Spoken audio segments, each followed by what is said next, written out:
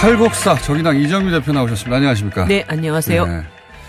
탈곡사에 걸맞는 탈탈 털림이 오늘 있어야 할 텐데 말이죠. 제가 털리는 거? 내가 터는 게 아니라 내가 털리는 거? 그러니까 잘 하셔야 합니다. 여러모로. 사건은 굉장히 많이 벌어졌고, 예.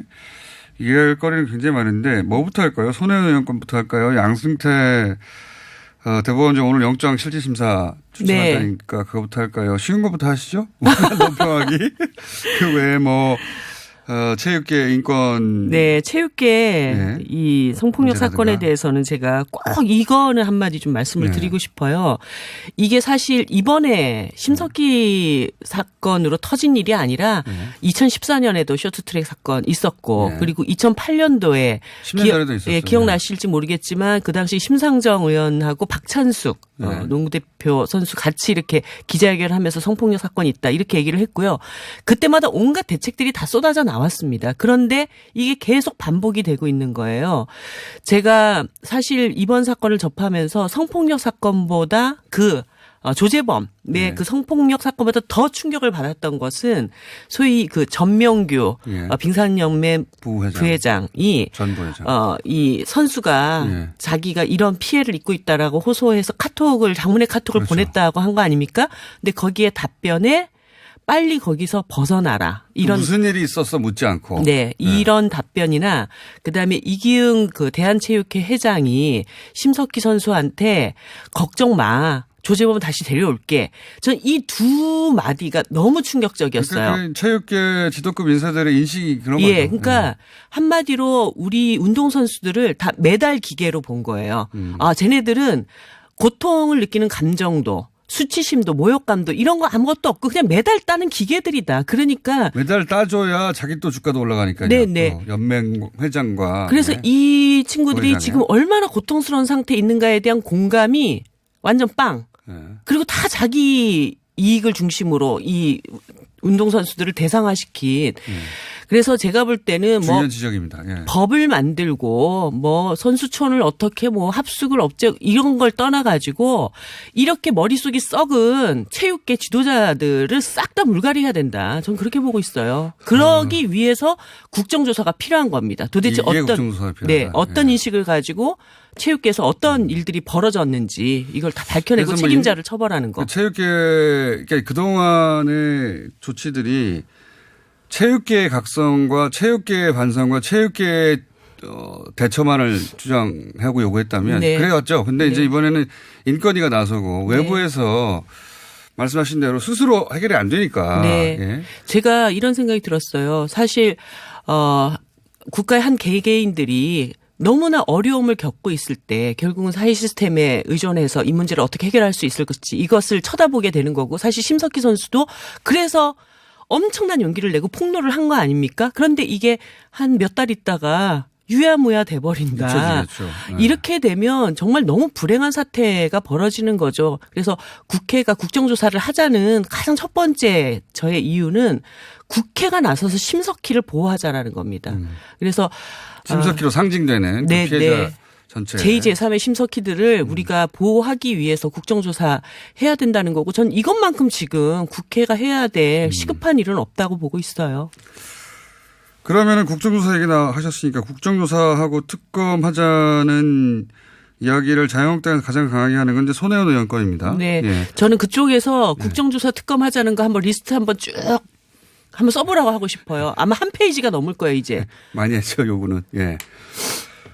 굉장히 많이 했는데 이게 이제 특검까지 갈 사안은 그러면 아니라고 보신다는 건데. 네, 지금 이제 정황은 거의 드러났다고 봅니다. 그러니까 손혜원 의원이 투기했느냐. 예, 그 문화재 거리를 조성하는 것에 대한 자기의 신념과 의지가 활활 불타가지고 그 사업을 적극적으로 추진하는 과정에서 발생을 한 일인데 본인이 직접 그 일을 해버린 거죠. 예, 그 실질적으로 이게 처음에는 이제 투기냐 아니냐로 이제 논란이 빚어져가지고 사태가 일파만파된 것인데 결국은 그 고위공직자 국회의원으로서 일을 추진하는 방식이 적절했느냐? 저는 이런 문제로 갔다고 봅니다. 그 첫 논란의 핵심인 투기였냐 하는 부분에 대해서는 어떻게 생각해요? 투기는 결국 결과로 나타나는 것이라고 봐요.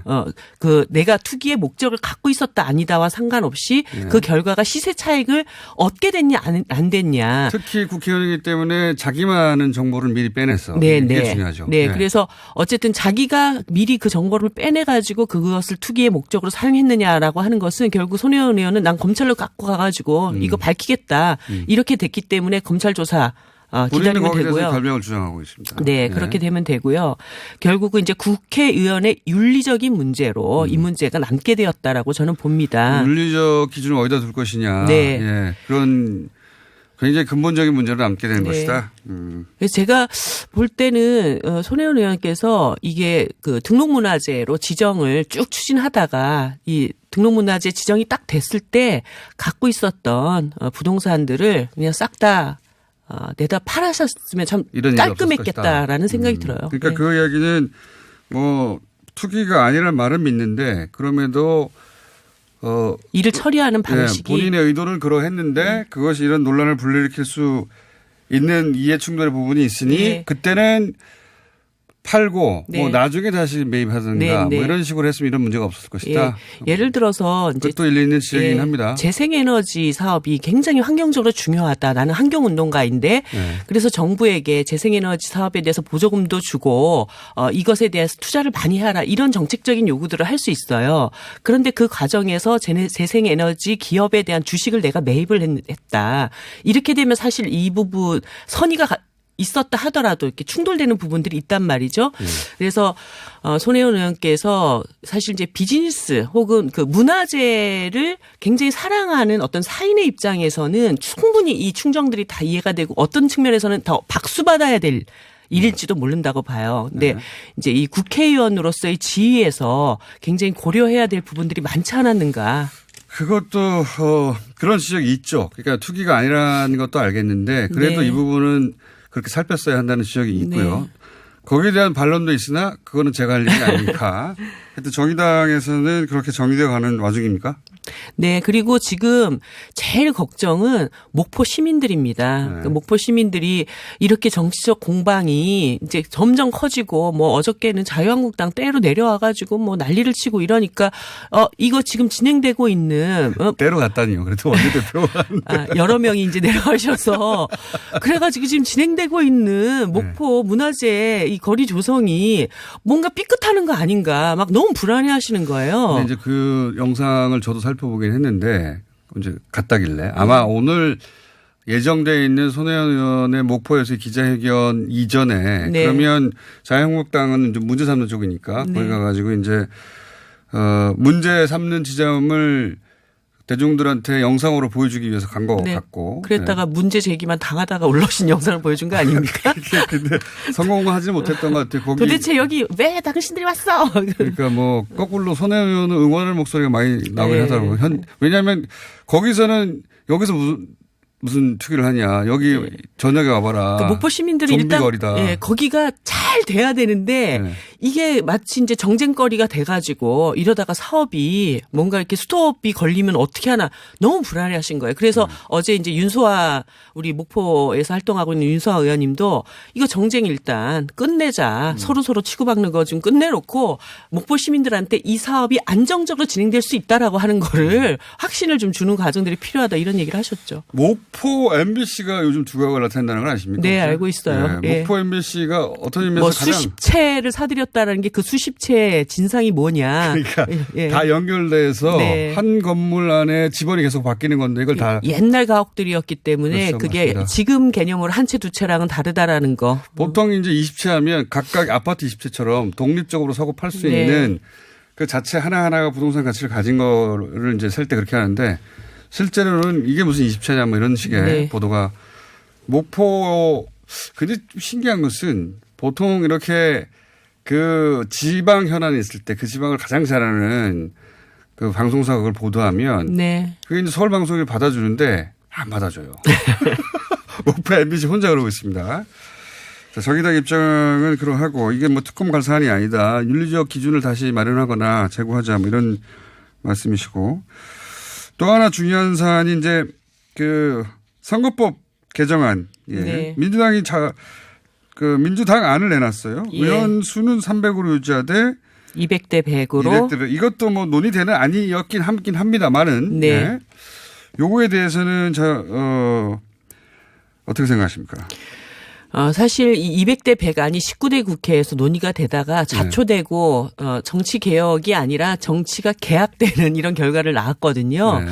그러니까 현실성이 너무 없는 거죠. 그리고 예를 들어서 국회의원이 자기 지역구 내놓겠냐. 예, 53석을 줄이라는 소리인데 53명의 국회의원이 지역구 국민이 예. 자기 지역구를 포기해야 되는 거예요. 네. 아마 민주당 내부에서도 반발이 심할걸요. 네. 이게 그래서 과연 실제 이 선거제도를 이렇게 가자라고 하는 것인지 아니면 여론용, 면피용 이런 아닌지 이런 것에 대한. 300명보다 느리는 건 여론이 반대하니까. 예. 뭐 그런데 저는 이런 말씀을 계속 드려왔는데요. 제가 얼마 전에 기자회견을 통해서 그 국회 개혁을 위한 셀프 금지 3법을 제안을 했습니다.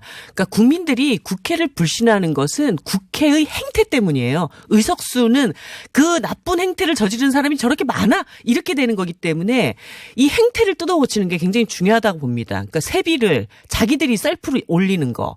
그다음에 국회의원들 나쁜 짓 했는데 윤리 가가지고 전부 솜방망이 하거나 체포동의안 무기명으로 전부 부결시키거나 예, 이런 거. 그다음에 해외 출장 가가지고 뭐 국민 세비로 제대로 연수 성과를 가져오기보다는 관광성으로 갔다 왔다든가 이런 것들을 다 셀프로 하지 못하도록 뭐 보수산정위원회라든가 심의위원회라든가 이런 걸 해가지고 우리 스스로 거듭나자. 이렇게 해서 신뢰를 회복해야 되는 것이지 뭐 국회의원 숫자를 늘리자 뭐 줄이자. 아마 지금 이런 상태로는 국회의원 숫자가 100명이 돼도 국회를 불신할 거라고 전 봐요. 그렇긴 한데 근데 이제 지금 이게 이제 시기의 문제인데 그런 인식이 다 바뀐 다음에 국회의원 늘려도 돼 하는 시기까지 언제 기다리냐. 이거잖아요. 동시에 진행할 수 있죠. 동시에 진행하자. 예. 이게 어려운 것이 300명으로 하자면 현역 국회의원을 줄여야 되고 느리자면 여론이 우호적이지 않고 그래서 이제 어느 한쪽으로 가야 되는데 민주당은 300명을 유지하는 방안이고요. 네. 이 방안에 대해서 자유한국당도 반대하고 다른 야당도 반대합니다. 다른 야당들은 아니에요. 그래요? 오늘 10시에 야3당이 선거제도 개혁안에 대한 공동의 입장을 낼 겁니다. 지금 원래 1월 말까지 이 안이 처리가 되기로 했기 때문에. 그러면 민주평화당은 이 300명 안에 동의하는. 아니요. 바른미래당, 정의당, 민주평화당은 어저께 3당이 만나서 330석 안, 지난번 5당 대표 합의안 수준으로 일단 제안을 하기로 했고요. 330안. 예, 이렇게 되면은 지금 4당은 다 선거제도 개혁에 대한 입장이 나오는 겁니다. 그렇죠. 근데 지금 자유한국당만 입을 닫고 있어요. 공식적인. 자유한국당은 아예 하지 말자는 거잖아요. 그러면 이제 한마디로 자기 말을 자기가 뒤집는 꼴이 되는 거죠. 근데 이제 이 선거법 개정안이 어려운 지점이 뭐냐면 5당 중에 4당이 합의해도 한 당이 반대하면 안 되는 거니까 보통. 아니 근데 그게 관행이지 법적 절차가 그렇지는 않습니다. 예. 그래서 제가 어저께도 너무 고민이 되다가 아니 이게 지금 국회가 무슨 개혁 법안 하나가 처리가 안 돼요. 국회 선진화법 때문에. 네.